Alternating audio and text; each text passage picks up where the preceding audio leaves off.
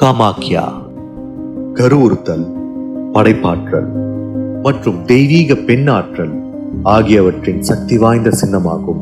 இது பெண்மையின் கொண்டாட்டத்தை பிரதிபலிக்கிறது.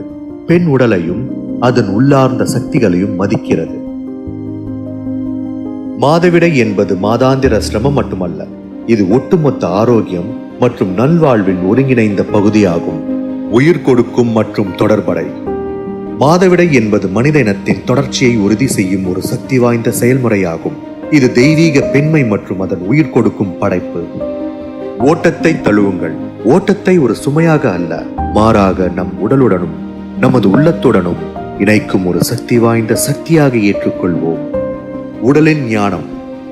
பெண் உடல் கருணையுடன் பருவமடைதல் மற்றும் மெனோபாஸ் ஆகியவற்றை அழகாக வழிநடத்துகிறது. இயற்கையின் பரிசு. மாதவிடாய் என்பது இயற்கையின் பரிசு. பெண் உடலின் நம்ப முடியாத சக்தி மற்றும் அழகை நினைவூட்டுகிறது.